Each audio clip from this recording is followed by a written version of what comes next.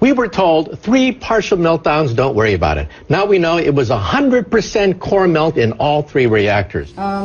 Japan is, by orders of magnitude, many times worse than Chernobyl.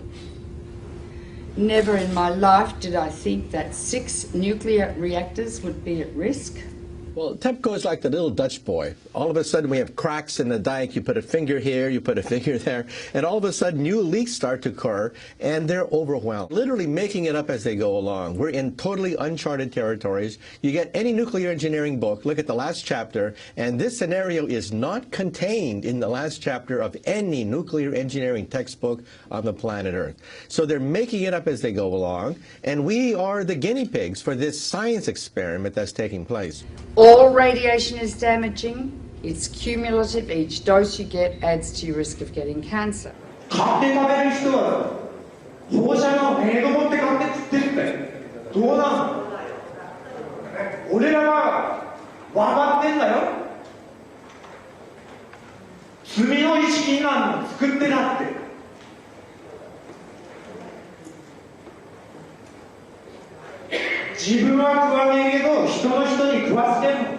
Within days of the Fukushima Daiichi catastrophe beginning, we were getting fallout coming down in rain in the United States, not in insignificant quantities.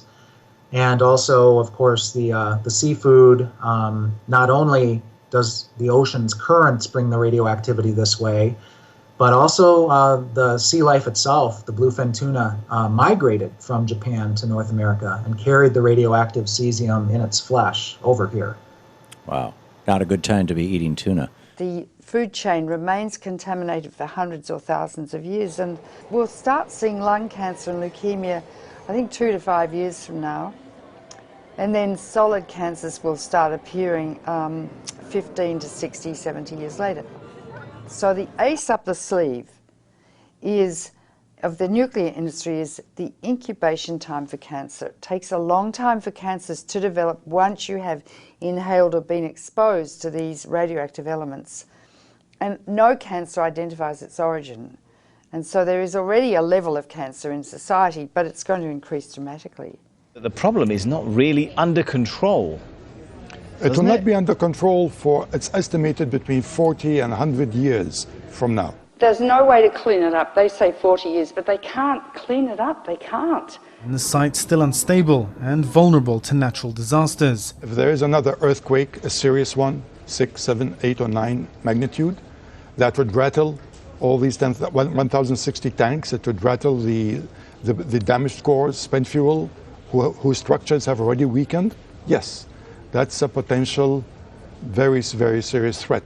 Approximately 300 tons of water was filtering through the site until early this month, becoming laced with radioactive materials and then seeping into the sea. Another factor is the ever-increasing amount of water accumulating inside damaged infrastructure. Once it makes its way into reactor buildings, it mixes with radioactive isotopes. For months, TEPCO workers have been pumping up 400 tons of water every day and storing it in tanks on site. There's 1,060 tanks, stainless steel water tanks, that are holding the water which they keep pumping into the damaged reactors and the spent fuel storage pools. From the air, the scale of the problems at Fukushima become clear. The growing mass of storage tanks now dwarfs the plant itself. More than 1 million tons of highly radioactive water is now stored here. But the tanks have been hastily built. They're made of steel plates, bolted together, rather than welded. Last week, workers detected a major leak in one of those tanks. About 300 tons of water escaped, releasing several quadrillion becquerels of radioactive particles.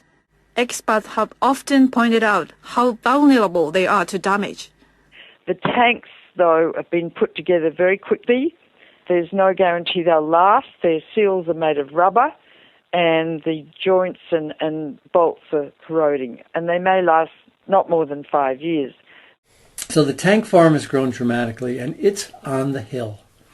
Of course, the problem is, because it's on the hill, the water flows down, and if there's an earthquake, all of these pipes are held together with plastic piping, not much different than what you've got on a swimming pool.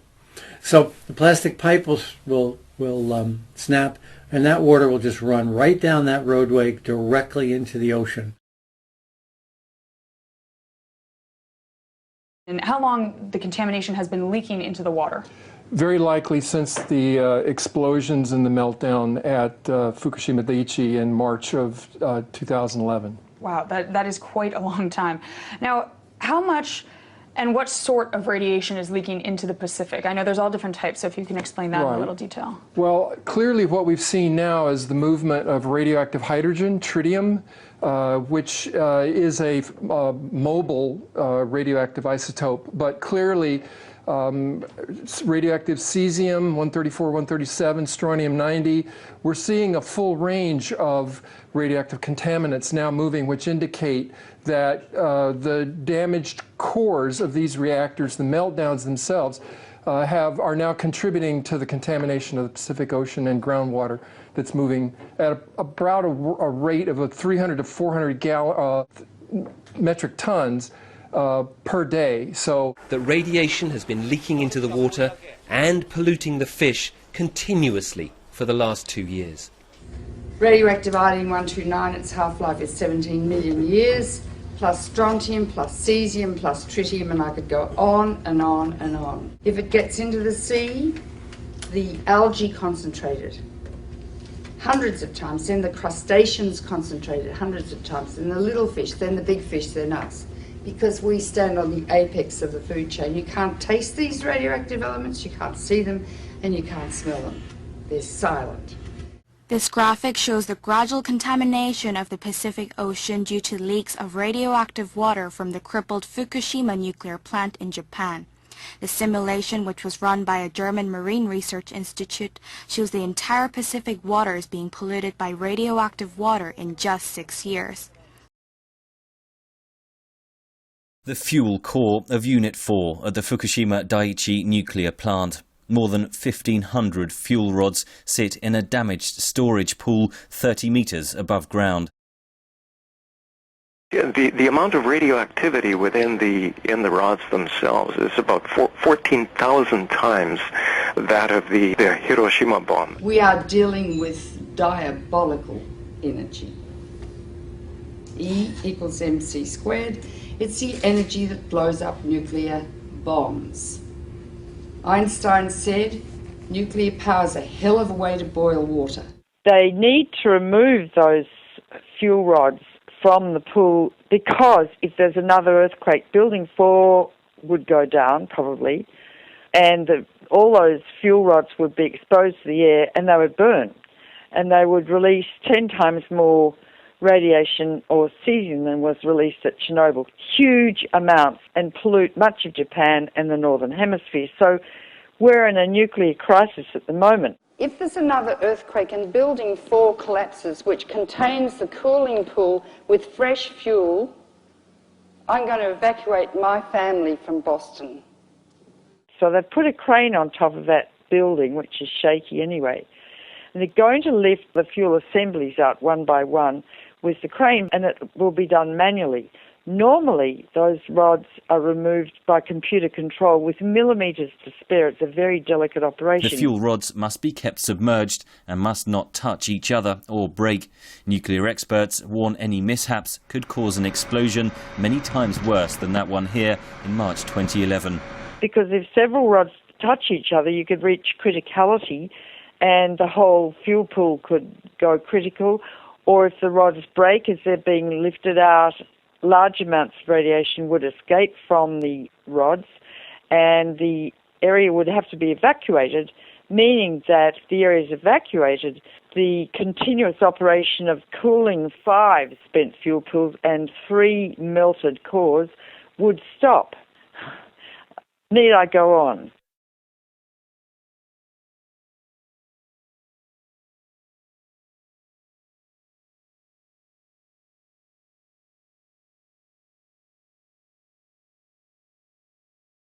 We need to get subscribed and get this unity stronger and beat YouTube at their own game.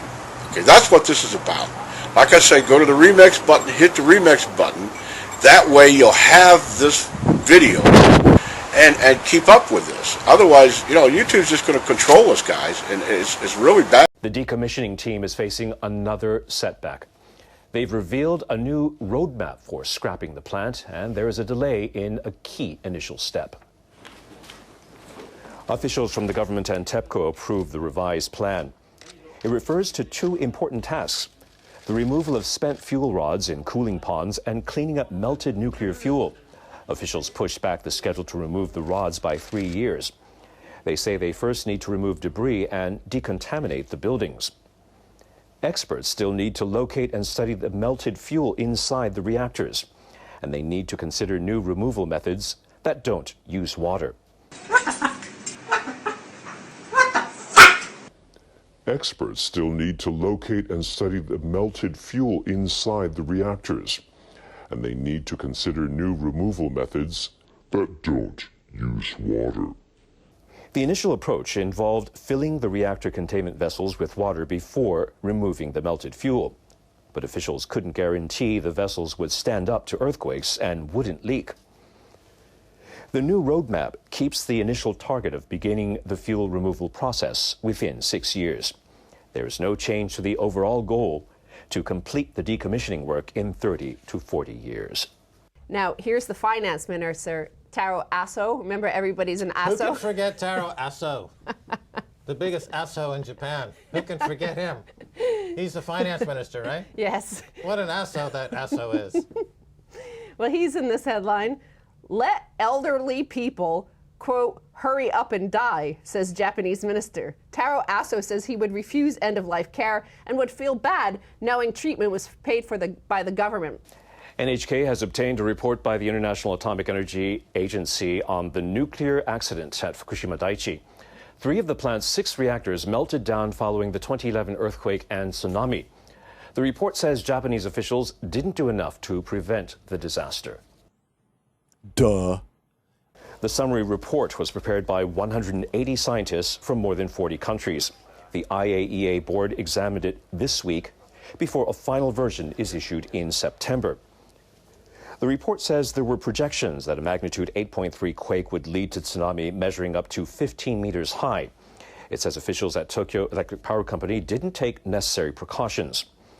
The report also points out to measures to prevent the flooding of emergency diesel generators were inadequate. The experts have proposed a periodic review of safety requirements. They also recommend assuming scenarios in which multiple natural disasters occur simultaneously. It's laughable and troubling, both combined. All nuclear reactors in Japan remain offline. Some utilities are turning to coal-fired power generation as a low-cost and stable alternative. But Environment Ministry officials are against a plan to build a new power plant in Western Japan, citing global warming concerns.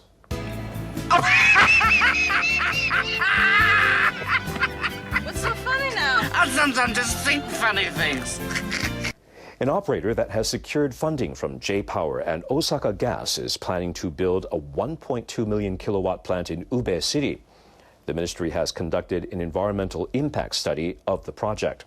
Environment Minister Yoshio Mochizuki said he will submit a letter of objection to the Economy, Trade and Industry Ministry, which has the authority to approve the plan.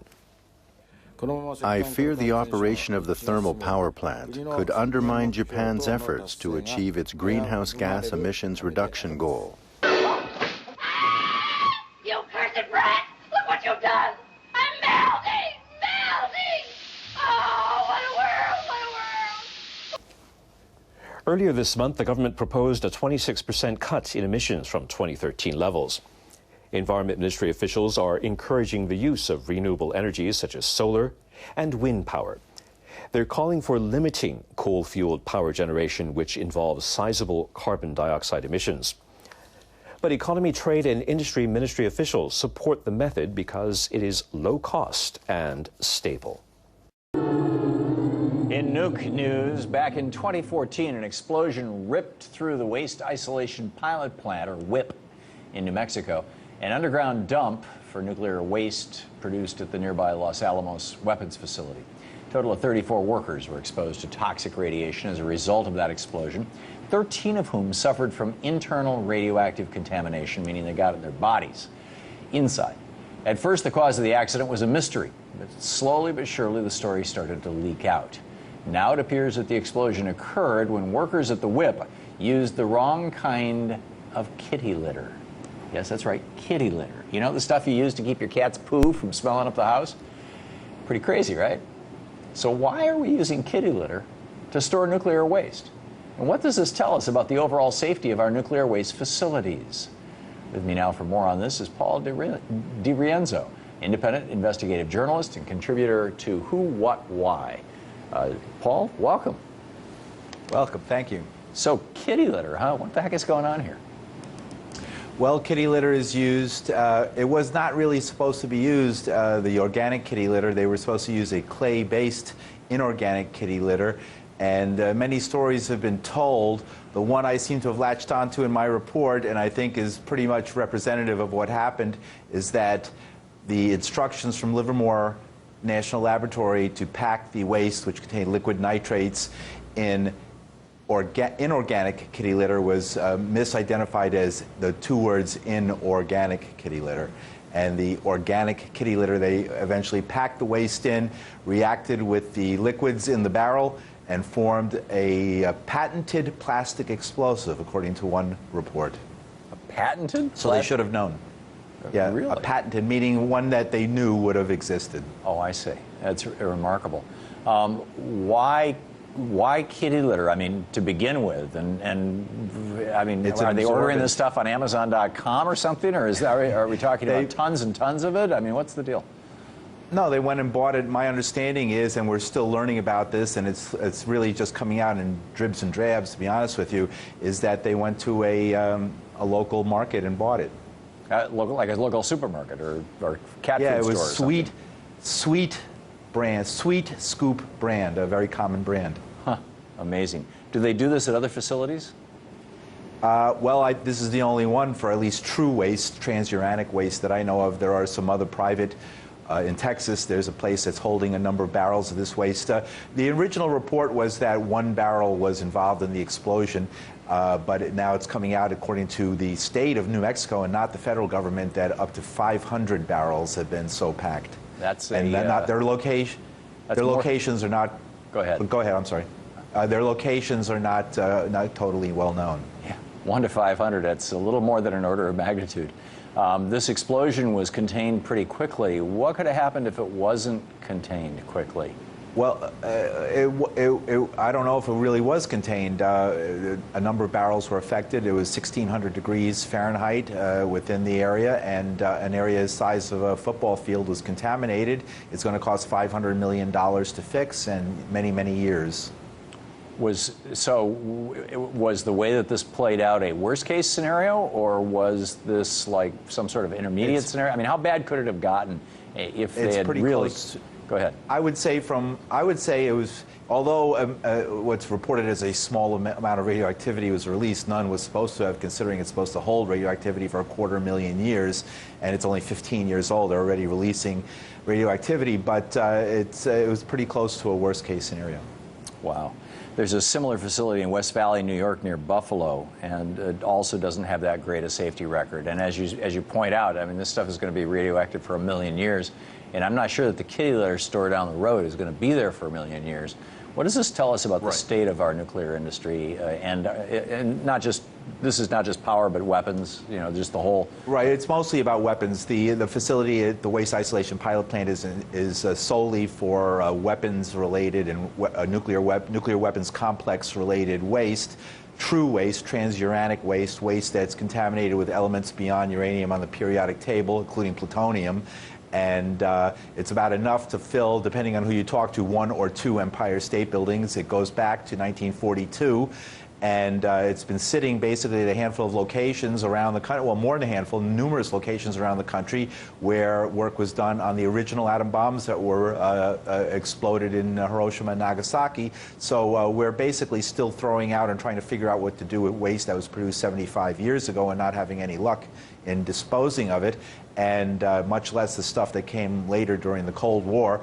And The possibility, what's happening is that now places like Hanford, Washington, West Valley, New York, where weapons-related waste was often mixed with waste from nuclear power plants, and therefore it's not really clear what's there in the waste, including plutonium and other strontium, cesium, and other elements that are, in the case of West Valley, New York, been detected in the Great Lakes and in the rivers in an area where there's swamps and watershed that is quite swampy and wetland, and the last place on earth you would ever want to put waste.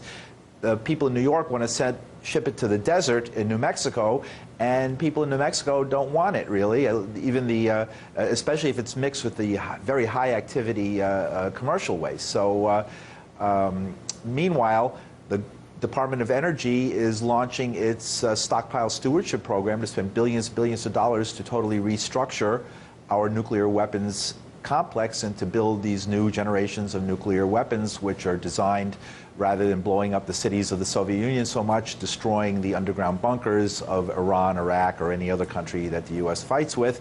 This is the future, the stockpile stewardship program. It's supported by Republicans and Democrats alike. And they can't even dump the waste from 75 years ago, so there's definitely questions. Yeah, we've got a serious problem. Paul Di Rienzo, thank you. Thank you, Paul. Thank you. Thank you for the great report. All right.